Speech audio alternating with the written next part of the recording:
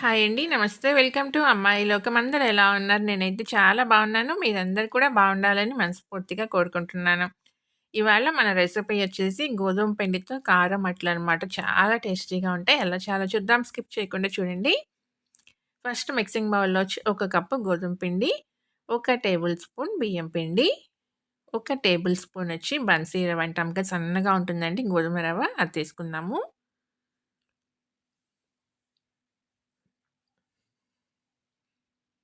మీరు కావాలంటే ఈ ప్లేస్‌లో వచ్చి బొంబాయి రవ్వ కూడా వేసుకోవచ్చండి. ఒక టేబుల్ స్పూన్. మొత్తం మంచిగా కలుపుకుందాము.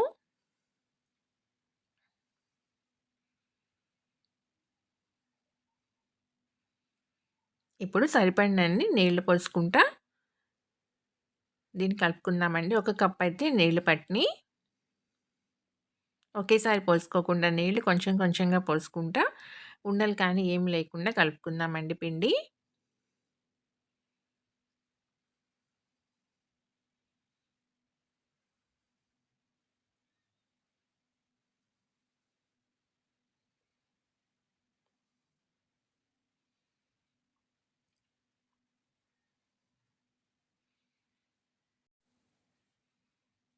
కన్సిస్టెన్సీ మనకి ఇలా ఉంటే సరిపోతుందండి.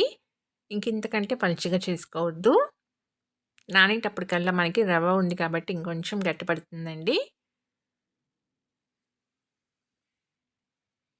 ఇప్పుడు మూత పెట్టేసుకొని దీన్ని ఒక 5 నిమిషాల పాటు పక్కన పెట్టుకుందాము.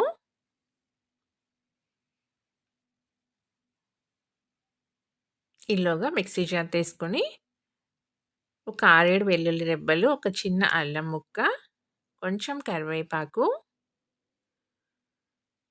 ఒక పచ్చిమిర్చి, ఒక టీ స్పూన్ జీలకర్ర, పావు టీ స్పూన్ కారం వేసుకొని మొత్తం మంచిగా గ్రైండ్ చేసుకొచ్చుకుందామండి. మరీ మెత్తగా కాకుండా కొంచెం బరకగా ఉండేటట్టుగా గ్రైండ్ చేసుకుందాము. చూడండి ఇలా ఉండాలనమాట. ఇప్పుడు దీంట్లో ఒక పెద్ద ఉల్లిపాయని సన్నగా తరిగి పెట్టుకున్నాం. దాన్ని వేసి పల్స్ మోడ్‌లో ఒకే ఒక్క పల్స్ ఇద్దామండి సరిపోతుంది. మనకి మెదిగినట్టుగా ఉండాలనమాట ఉల్లిపాయ అనేది. 5 నిమిషాల తర్వాత చూద్దాము. చక్కగా మనకి నానిందండి పిండనేది. ఇప్పుడు దీంట్లో వచ్చి మనం గ్రైండ్ చేసి పెట్టుకున్న ఉల్లి, వెల్లుల్లి మసాలాను కూడా వేసేసుకుందాము.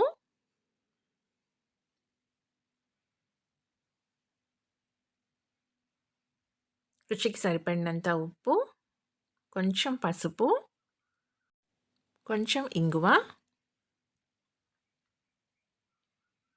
ఇప్పుడు ఈ మొత్తం మంచిగా కలుపుకుందామండి. ఈ మసాలా అంతా పిండిలో బాగా కలిసేటట్టుగా. విస్కర్ పెట్టి కలుపుకున్నామనుకోండి మనకి చక్కగా కలిసిపోతుందనమాట. ఇక్కడ ఉండలు కానీ ఏమి లేకుండాను. ఒక చిన్న సైజ్ క్యారెట్‌ని తురుముకొని పెట్టుకున్నామండి. దాన్ని కూడా వేసేసుకుందాం. సన్నగా తరిగిన కొత్తిమీర కొంచెం.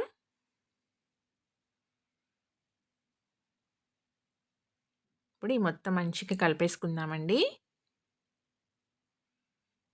గోధుమ పిండిలో ఇలా మనం ఉల్లిపాయ, తర్వాత వెల్లుల్లి, అల్లం అంతా మసాలా వేసుకొని ఒకసారి ట్రై చేసి చూడండి. కారం కారంగా చాలా టేస్టీగా ఉంటాయన్నమాట అట్లనేది. ఇంకా చట్నీ కూడా అవసరం ఉండదు. అలానే తినేసేయొచ్చు. కావాలనుకోండి కొబ్బరి చట్నీతో చాలా బావుంటుంది. చూడండి మనకి కన్సిస్టెన్సీ కరెక్ట్‌గా ఉంది ఇప్పుడు. ఒక చిటికెడు వంట సోడా వేసుకుందామండి. వేసి మొత్తం చక్కగా కలిపేసుకుందాము.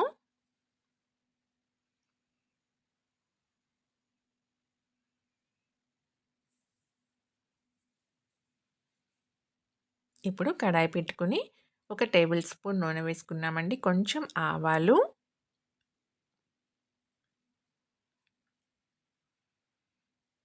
ఒక గరిటె పిండి వేసుకుందామండి. ఆవాలు వేగిన తర్వాత స్టవ్ వచ్చేసి మీడియం ఫ్లేమ్‌లో పెట్టుకొని కుక్ చేసుకుందాము. చక్కగా మనకి ఒక పక్క క్రిస్పీగా ఫ్రై అవుతుంది. తర్వాత దాన్ని రెండో పక్కకి మార్చుకుందాం.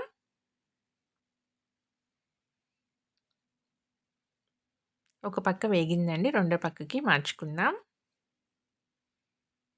ఉల్లిపాయ ముక్కలనేది చిన్న చిన్న ముక్కలుగానే కట్ చేసుకోండి. ఎందుకంటే మనం పెద్ద ముక్కలు కట్ చేసుకొని మిక్సీకి వేసుకున్నామనుకోండి, అది తిరిగే లోపల మరీ మెత్తగా అయిపోతుందనమాట. ముక్కలు సరిగా మెదిగినట్టుగా ఉంటుంది. అందుకని మనం చిన్న ముక్కలుగా కట్ చేసుకొని వేసుకున్నామనుకోండి, ఒక చుట్టుకి చక్కగా మనకి కరెక్ట్‌గా మెదుగుతుంది. అన్నీ ఇలానే వేసుకొని తీసుకున్నామండి అట్లు. చాలా అంటే చాలా టేస్టీగా ఉంటాయన్నమాట. కారం కారంగా చాలా కమ్మగా ఉంటుంది. తప్పకుండా ట్రై చేసి చూడండి. మీకెలా వచ్చిందో కూడా నాకు తప్పనిసరిగా కమెంట్ చేయండి. అలానే వీడియో నచ్చినట్లయితే తప్పకుండా సబ్స్క్రైబ్ చేసుకొని ఒక లైక్ ఇచ్చేయండి. మీ ఫ్రెండ్స్‌కి, ఫ్యామిలీ మెంబర్స్‌కి షేర్ చేయండి. ఒకటి ఓపెన్ చేసి చూద్దాము. చాలా వేడిగా ఉందండి. చూసారు కదా! పైన మంచి క్రిస్పీగా, లోపల సాఫ్ట్‌గా చాలా అంటే చాలా కమ్మగా ఉందనమాట. ఇలానే తినేసేయొచ్చు. చట్నీ గూడా అవసరం లేదండి. తప్పకుండా ట్రై చేసి చూడండి. Thank you for watching.